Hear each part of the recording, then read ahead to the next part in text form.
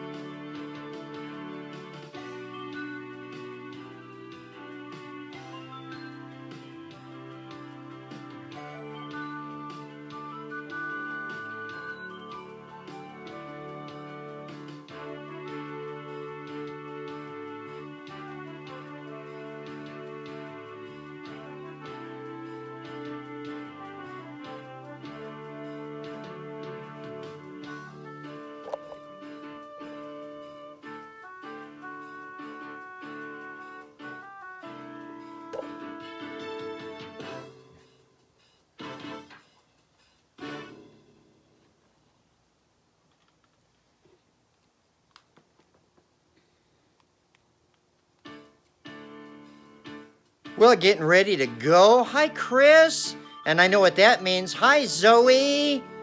My girl is watching.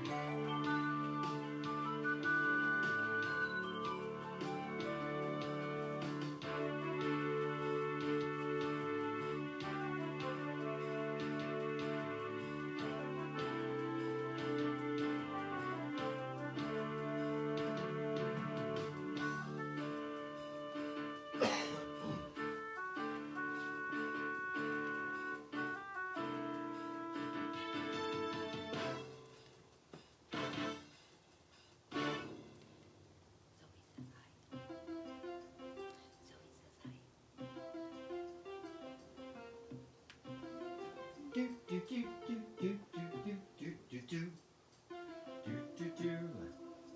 greetings, everybody. I don't want to knock my yellow coffee over at all. How's everybody doing? Looking good. Hi, Zoe. How's my girl? I saw you cooking cookies. And are you going to send Greta some cookies? Greta would love some of your cookies. Auntie Donkey brought me over banana bread today after I threatened to let her dogs poop all over her living room. Not that I ever would have done that. Had I not gotten the banana bread, I would never have let my granddaughter suffer. The daughter, on the other hand, is a whole different issue. Good evening, ladies and gentlemen. Welcome to Barron Landscapes, episode 23. I gave myself a scare earlier in the week, and I got really confused about what episode we were on.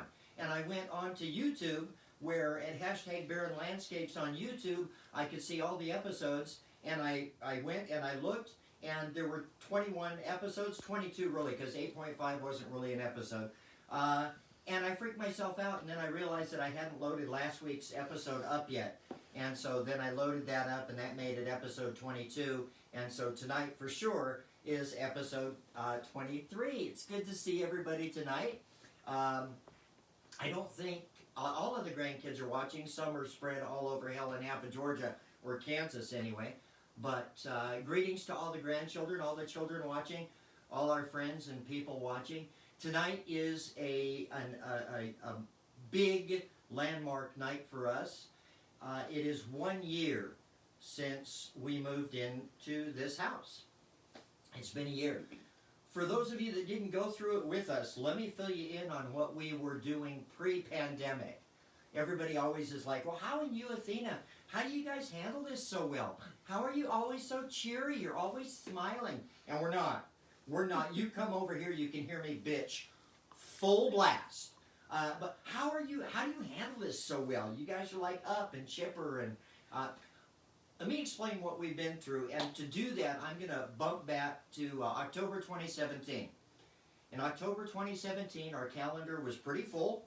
We had a lot of gigs that we were getting ready to go to finish out our year. In October, we had November filled. We had December filled. And it was looking like we might actually work through the winter that year, 2017. But that was not to happen. In October of 2017, the Las Vegas mass shooting happened during the concert there. And so all of our clients ended up canceling the jobs because they immediately wanted to switch on over and get training in active shooter. Thank you, honey. Athena's back there doing sign language, active shooter training. And we were asked if we could do that training. And that's like just not something that we can do. Can you imagine putting the only magic that I can think of to active shooter would be like doing a bullet catch. Right? And that was way too soon, and it would be like, no. So that was 2017. 2018 started to pick up. Our calendar was filling up again. It was looking like a really good year through 2018. 2019 was very powerful, getting better and better. We were recovering from 2017. 2019 was at recovering point. We had gotten past the tip point where we were in trouble, and now we weren't in trouble. And that's 2019. We were out on the road for 2 months. We left for 2 months. And 3 months, it only seemed like 2. You and I were having so much fun. We were out on the road for 3 months, and we stopped off. I remember that morning like it was only a year ago. Because it was only a year ago. We had stopped off in Omaha, and we were at the rail car. Mm-hmm. We went to the rail car for brunch. It was a gorgeous brunch with my lovely goddess, and we were so excited to be getting home after 3 months. And we arrived home late that evening and opened the door, and I had to tell you, it smelled funky in that house. But that's okay, because a closed up house after 3 months is going to smell a little funky. We went to the kitchen. We got our coffee, my coffee ready like we always do. We didn't start unloading the cars yet because a couple of things you got to do. First you go potty, then you get coffee, then you start unloading. And that's always been our rule. And I was in the kitchen, walking back toward the living room, when my footprints on the floor caught my eye. And there were my footprints, and Athena's footprints, walking to the kitchen and walking to the bathroom in the floor. And I thought, well, my goodness, it's dusty in here. I said, Athena, we got to dust. It's really dusty in here. I grabbed a Scott towel, and I wiped the floor to see how easy that dust was going to come up. And it came up fairly easy, but when I looked at the towel, when I looked at that paper towel, it was green, y'all. It was green on that paper towel. The dust was green. We had green dust. Turns out it wasn't green dust. Mold was everywhere. Mold had grown in our couches, our chairs, our clothing. Mold had grown in our kitchen, in our balsamic vinegar. We had mold because it had rained in. Because it had rained in the house, because part of our roof gave in 3 months while we were gone. It rained, it was moldy, and it was, oh my goodness, moving time. And thankfully, our son-in-law had already started nudging us, trying to get us to move closer to them and out of the old house, somewhere single level, so that old people like Athena and I wouldn't have to climb stairs. And I did the first time ever with any of our kids that I sent a 911 text to Dante and John, and I said, you guys got to get over here. I don't know what to do. I'm just, my mind is blown. I need help. And John said, what do we need to bring? And I said, matches. Matches would be good. So we had to clean what we could, and we threw away most of everything we owned. We had to get rid of clothing. We had to get rid of furniture. We had to get rid of just our bed. Everything had to go. And so in September of 2019, we moved into a new house. We mostly bought new furnishings for the house. We had to get a new storeroom. We had to get a new bed. We never did unpack. We never did unpack the van from our 3 months on the road when we got the new house, which we got in just a couple of days, by the way. Thank you, John and Dante. We didn't unpack the van until we got over to the new house. It was the first thing that we unpacked so that we could begin moving loads out of the old house. And that was September, October. In November, we went back out on the road, got home in December, and then in January, we were down in Las Vegas. In February, we went to Indianapolis, Indiana, and did the Indie Theater up there. Thank you, Taylor. Appreciate that so much. Taylor Martin hosted us up there. And when we were down in Las Vegas in January, we started noticing some weird things happening. And you guys have heard that story on other shows. And then we came home January, February. By February, our gigs were pulling off. By March 4th, we had lost most of our gigs. And by March 14th, I'll never forget the date, by March 14th, the last 2 engagements of 40 full weeks had canceled. They were gone. Everything was gone that March. And you might notice I let my hair tell a story. So my hair is telling a story tonight. I realized Athena was right. You guys, we talked about my hair. Because what's not to talk about? We talked about my hair on one of our episodes. And we're trying to figure out when I got it trimmed, right? At JCPenney's, right before we went down to Vegas. So it was January of this year, January 2020, when I got my hair last done. It shows, don't it? First of all, tonight I'm going to thank Brian Anderson and Rand Woodbury for the music that we're using. And tonight, the second piece of music you heard and the piece that we're going to use to play out tonight is by a band called In the Audience, working with some music that Rand Woodbury had written. And it's called In the House is the name of the piece. We use that piece in our show. And I love it. I love the way it goes together. Met a gentleman today named Lance Sinclair. I don't know if Lance is tuned in and watching, but I met a gentleman today, Lance, and he sent me some voice messages through Messenger. And so I really admire what Lance is doing. I'm going to be talking to a lot of you folks that are in the entertainment industry or sales industry about what Lance is doing, because he's got a video technique that I think you all need. First, I'm using it for me, and I'm going to talk to Lance about it for me, and then I'm going to talk to him about it for you, and I'll talk to you about it for Lance. But he sent some voice messages to guide me to what this video technique is about and how to use it and where to see a sample of it, which I did. Oh my God. Y'all, it's fantastic. Christopher is an author. I think this is something that you will be especially fond of. But Lance sent these voice messages to me, and the young man has an amazing voice. So Lance, if you are watching, I hate you, but I love you, but I hate you for having that voice, because you hear what I'm stuck with. I've had this voice all my life. Everybody thinks that I huff helium, or no, this is it. But Lance Sinclair is his name. We're going to talk about Lance more on other episodes, I think, because his technique is really amazing. For the rest of you, it's Friday. It is Friday. For those of you not keeping track, it happens to be Friday, September 25th in the year 2020. And I'm just going to start telling you the year too, y'all, because wow, what a year it's been. But Athena pointed out, not the worst year ever. Not the worst year ever. The worst year ever, historians agree, was 536 AD. In 536, I'm not going to give you the whole rundown, but I'm going to tell you, here's what happened in 536. It was the Dark Ages. In 536, there was an Icelandic volcano. Yes, I'm reading off my prompter.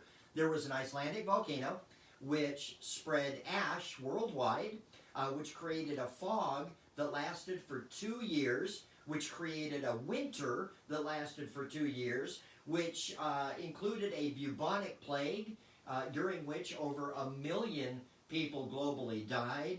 And that, friends, are just the highlights of the year 536 AD. I don't want to give 2020 any ideas, because 2020 is doing great on its own. But if you get thinking that this is the worst year ever, it ain't. It ain't. So it's Friday. I don't know if you guys have noticed. Brandon, I know you noticed. Brandon Heckler says, hey, your backdrops change colors. It's because I'm a magician. It's not really. I've got to tell you the story behind the backdrops. So you guys know I live most of my life online these days, jumping from platform to platform, social media to social media, promoting our shows, promoting our seminars, presentations, promoting our magic that we sell. And, oh, Brandon, I'm just teasing you, bro. I know this is hateful. Oh, what's in here? Oh, look, a box that says bazooka on it. Smells like bubble gum. Whatever can this be that's going, if I drop it, I gotta make it again. Whatever can this be that's going in the mail for you, Brandon? Brandon ordered one of our pieces called ABC Gum. And his piece is now ready to ship out, and we'll be shipping that out ASAP so that Brandon can get it in his sticky little hands. The zippers are in. We got, not like we expected, but the zippers have come in. And these are the new zippers, new colors of the zippers. We still have the white ones, but we've got these new colored neon. So if you're a trainer, a teacher, a demonstrator, a salesperson, a magician, a kids worker, a clown, a mime, a politician, we got the new zippers in, and they'll be for sale. Look for those out in the sale groups. Been an interesting week. So today some articles came out. One of the articles was in the Toronto Star. One of the articles Athena found was in the London Times. And the Toronto Star and the London Times say, hey, gig workers, and that's a lot of us that are in this group. We've got folks that are face painters, magicians, mind readers, demonstrators, all kinds of people that rely on a gig industry, a gig environment in order to make our money. And the Toronto Star, the London Times, two different people, two different experts in their field, gave us this to look forward to. They said 10 years. I mean, that's pretty crunchy, right? 10 years? Not so sure about that. I attended an event called the State of Live Entertainment, State of the Live Entertainment Industry. It was put on by the UNLV College of Hospitality alumni. For alums, it was a no charge. For non-alums, I think it was like $25. It was a 2-hour seminar. Who was there? Well, there were people that produce shows. They do theatrical productions, concerts, nightclubs, day clubs. The producer of Hamilton was there, and so we all of us that were there had to upvote Hamilton. They wanted us to upvote Hamilton. The question was, if you watched Hamilton online, are you more or less likely to go see it in person? And so they wanted us to upvote it by voting in person. And of course I voted in person. Watching Hamilton online did not make me think, oh, I've seen it, I don't need to see it now. Watching Hamilton online made me think, I want to see this production live. Some of the things that they talked about, prices coming down, live theater prices coming down, because they said the average live theater price on Broadway is now average $125 a seat, and they understand that they have hit their ceiling, they've maxed, and now they've got to go back down. But the average production on Broadway, you ready for this, y'all? $30 million for the average Broadway production. I am calling the event that I attended the State of Live Entertainment Extinction event. I'll tell you why.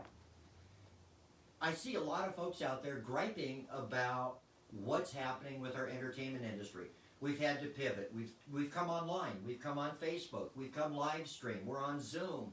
We're on StreamYard. We're all over the place doing what we can, working for tips, working for fees, doing what we can in a gig industry to keep ourselves fed and our bills paid.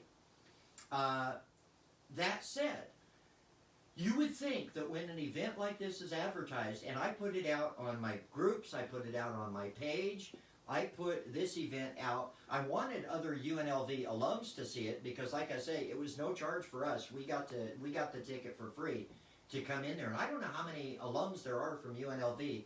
I can tell you, I graduated back right around 1974 or so, long damn time ago. There are a lot of us in that group. There have to be tens of thousands, hundreds of thousands maybe, I don't know.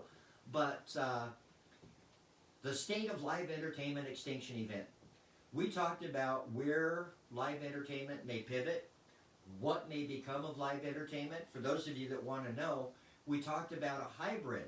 I'm so excited about this. We talked about a hybrid in live entertainment.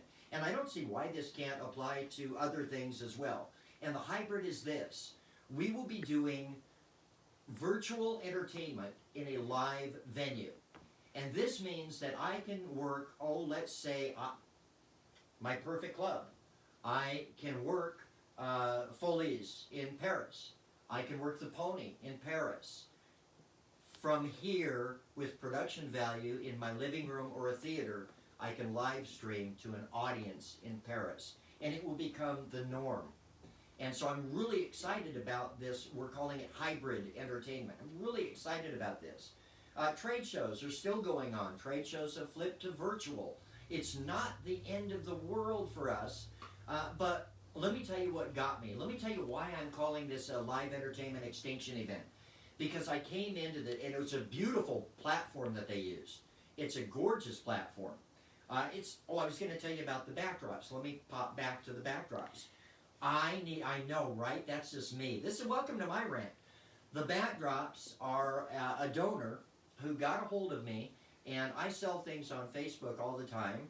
And one of our people that bought some stuff from us popped on and said, listen, what do you need right now? What are you talking about right now that I can help you purchase?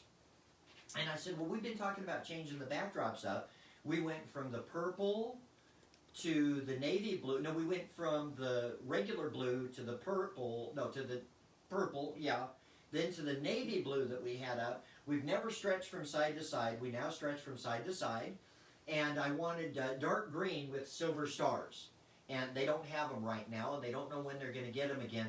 But they had this beautiful, I call it maroon. What did you call it? A wine name. But anyway, this beautiful maroon color, and so I chose it. This person said, look, I'm going to buy one of those key rings from you, one of the quantum cues from you, but I'm going to overpay on it, and I want you to get those backdrops. So how much do I need to overpay? I found the backdrops, and this is, to me, I don't understand why a lot of the magicians out there, or a lot of the performers out there are complaining about expenses when we've got beautiful patrons that can help us like this. But I found the backdrops for $13 for 2 panels. And so we got 6 panels, and the gentleman put $40 extra on his purchase. And thank you so very much. You know who you are. I don't know if you're in here now. He said he wants to remain anonymous, but I don't think that that means not telling about him. I think that just means... Emmy says brown. Emmy says brown. My youngest grandson says brown.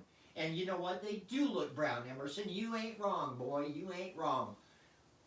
You just fucking fall up. And so these are a gift from a benefactor, and we really appreciate that. So, State of Live Entertainment Extinction event. Free for alumni. $25 for 2 hours with experts in our field. We got to do Q&A. I asked a lot of questions. We got to do Q&A with these folks. We got to do networking with the people at our tables. I'm talking to a gentleman now who wants to do a USO tour. He normally hires people and puts together USO tours live. And we can't do that right now. But he wants to put together a virtual USO tour. And I said, hey, I'm your boy for magic. So we're discussing what to do magic-wise. And I'll probably put together a nice, probably 3 of our signature pieces that we perform out in theaters and clubs and do that virtually for them. I can't wait. I'm really excited. But here's the deal.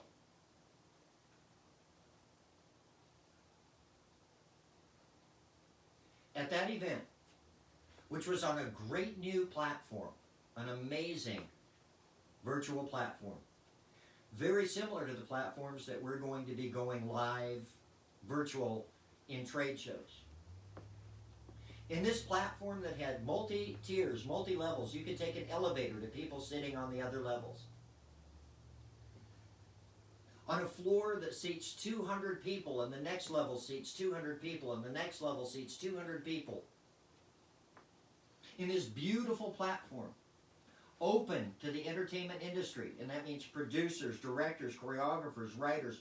We had bookers in there. We had 2 of the largest event planners in the world in this lecture with us.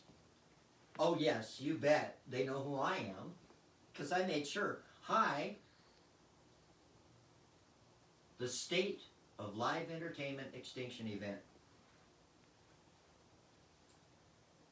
So I don't know if you've got a glass, but if you do, I want you to raise that glass, and I want you to drink it down.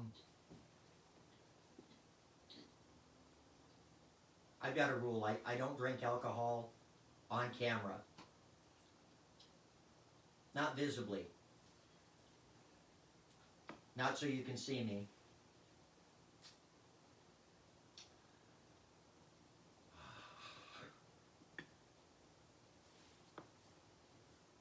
That's a good beer. That's a good beer. Budweiser, beer of champions.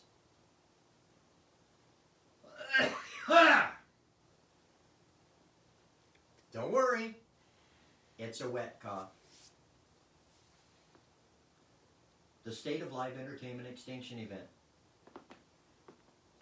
had 7 panelists discussing the state of our industry, what we could expect, where we were, and where they thought we would be. They thought we'll be back to 50% by next year, late in the year, about 50% where we were with entertainment. They feel that 4 years will give entertainment enough time to recover. It will be a new entertainment. It will be a new vista for us. But we'll learn to work it. In this seminar, and thus why we've drunk a toast to the Extinction event, there were 45 people. 45 of us attended. 45 alumni. I was the oldest in the room. I was the oldest one there, except for the professionals giving the talk. But of the audience, I was the youngest of the 45 members in that audience. I posted it. I shared it. I'm not going to beg people to get learning for our industry. What's going to keep our industry going? What's going to keep you going? But I was appalled. I was morbidly, whoa, that beer. Wow, I was morbidly appalled that 45 people showed up and that was it. Because I expected at the very least a couple hundred people. Y'all talk about an extinction event. So, enough of my whining. Earlier this week, we posted in #Barron Landscapes group a little picture of a jar. 100 black ants and 100 red ants, when put in a jar, will ignore each other completely. They'll crawl all over each other. They'll touch each other with their little antlers. What do they call those? Antennas? Feelers. Ant feelers? If I felt my aunt, she'd slap me. Don't repeat that, children. Put 100 red ants and 100 black ants in a jar, and they'll live just fine. Shake that jar, pour them on the ground, and they'll kill each other to the very last ant.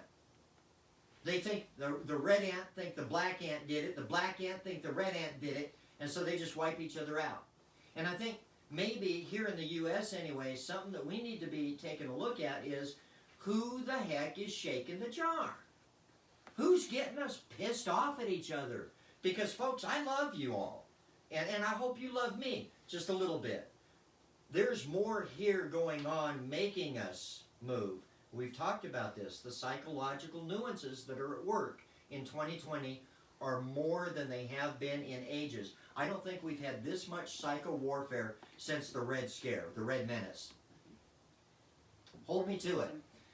So the ants in the jar. Also, we talked about a thing called Facebook Purity. And if you're into that, go find it. It's you can find it at FB Purity, all one word, fbpurity.com. I can't put that up on Facebook. I risked putting it in our group because I just put a picture of it. But go to Facebook Purity, find Facebook Purity. It is a browser extension. So I use Chrome browser. I add that browser extension to my Chrome. I go back into my Facebook. I open Facebook. There's a little drop down that says revert to the old Facebook for 48 hours. Click that and then reopen your Facebook in your Purity browser, which it's just an extension. It doesn't look any different than your Chrome already looks. But once you're opened in Purity, you stay opened in Purity, even if you sign out and sign back in. Sign out and sign back in with that browser extension active, and you will have the old Facebook, not the new Facebook. I'm an old fuddy-duddy, you guys. I don't like change. I haven't had a Facebook change in 10 years because that's how long I've been using Purity. I have updated to the parts of Facebook I want to see. And by the way, with Facebook Purity, you can close out the ads. You don't need to see the ads. You can close out the spam. You don't need to get spam. You can close out the games, those stupid games. Play my game. I don't get those on my browser. I do get them on my phone, but I kind of like them on my phone, and I love the ads because I usually make memes out of them. You know me. So FB Purity, FacebookPurity.com is where you want to go. Tonight, episode 23, 9/25/2020. The episode tonight is called Quoth the Raven, Nevermore. I hope you guys didn't think I was going to read that. It's not Halloween yet. The show that I suggested everybody watch for tonight, the documentary, I'm a documentary fiend, was the next great extinction event. And it's on Hoodoo. No, not Hoodoo. You do. Hoodoo. You do. No. It's on Voodoo. That's right. The voodoo that you do so well. Called the next great extinction event. Couple of things that I've been dreading folks naming our current epoch. Because I felt like if the anthropologists weren't going to name our epoch, then we were safe. It's okay. Because, like, you don't name an epoch until that era's gone completely extinct and you feel a need to name it, because now you've got to call it something because you're pointing attention to the fact that it went extinct. We learned last night watching the documentary that we are now in the Anthropocene epoch. It is the human epoch. And they've decided that the problem was deciding where that epoch began. And they've decided that that epoch began the moment we let our atomic signature touch this planet. So it picks humanity up right about the atomic age. If you think about it, in the blink of an eye, as far as our geological history goes, we haven't been here all that long anyway. And so the atomic age is a little bit of a little bit. One thing that disturbed me is they talked about mass extinction events and they talked about background extinction events. Well, we just had a very visible background extinction event. Starlings in New Mexico were dropping out of the sky. And I said, there's a lot of smoke in the air from the fires, which are still burning. There's a lot of smoke in the air. The birds could have been sent off of their paths. A lot of things could call that. But it was an actual background extinction event. It was determined that those birds died not just due to the fires, but due to a lot of other ecological changes that the Earth is going through. And so we are at risk now of losing the starling globally, which is frightening. Because if you saw the last show where I talked about murmurations, starlings do the best murmurations. As far as background extinction events go, there are about 1,000 of them a day. We are now experiencing about 1,000 background extinction events a day. Those are mass die-offs, whether they be in the ocean, whether they be in mountain ranges or rainforests. About 1,000 extinction events every single day. In fact, watching this show, The Next Great Extinction Event, they said that it's very possible that we are currently in the 6th extinction event. We've already seen 5, or historically, geologically, we've seen 5. We may actually be living in the 6th. And it's unfortunate because the dinosaurs did nothing. They didn't cause the volcanoes to go off. They didn't cause the greenhouse gases to go crazy.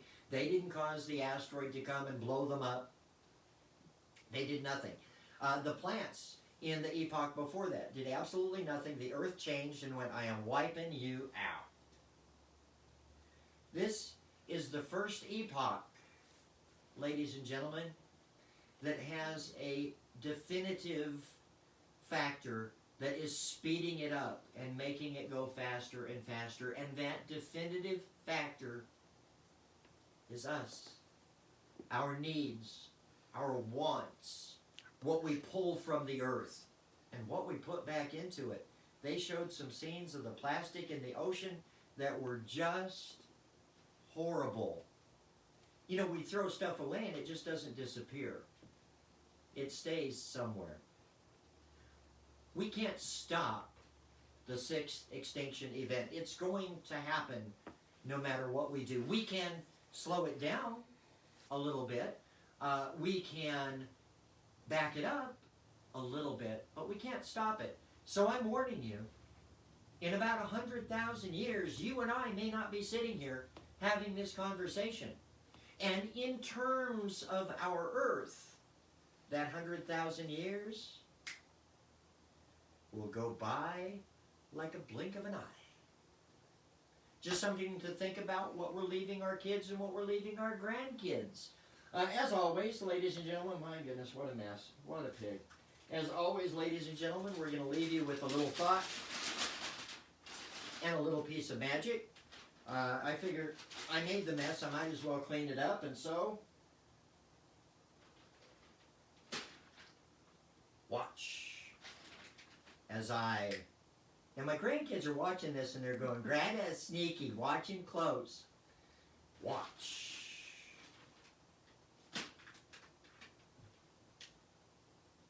Gone. And there it is. Absolutely gone. Now watch.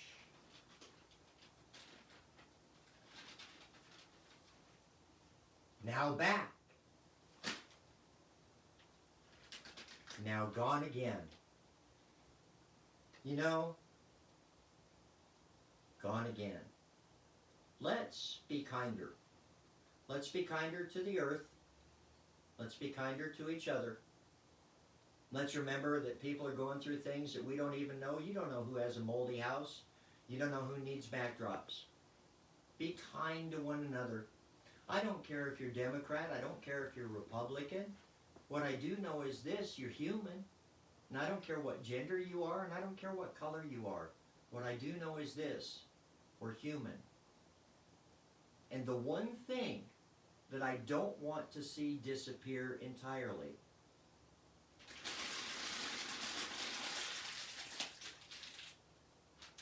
is our humanity. Hey, you guys, it's been great. I hope we see you every week. If not, you can catch the show on YouTube, hashtag Barron Landscapes. You can catch it on Facebook in your group here. It'll be up for a week. We leave it up because a lot of people are sleeping right now that come by and watch it. Some people are working and they come by and watch it later. Let people know about us. Send people to YouTube. Send people to the group in Facebook. Invite people in. We're not going to let the group get really, really big. We don't want it really big. This is not a sales group for us or a promotion group for us. What the group is, just every week I come on and tell you I love you and tell you there's hope. Oh, by the way, we've got time before the 6th Extinction event. What I suggest you do is live your life joyously. Find the funny in everything. Don't be so miserable. Be happy. Love each other. All right, you guys. I love you. Athena loves you. We'll see you next time here on Barron Landscapes. Meantime, take care. Bake cookies, bake banana bread. Send us some because we love to eat that stuff. We'll keep posting our pictures. We'll see you out there. Love you. Have a good night. Bye now. Music. Oh, you want that? Well, you promised him.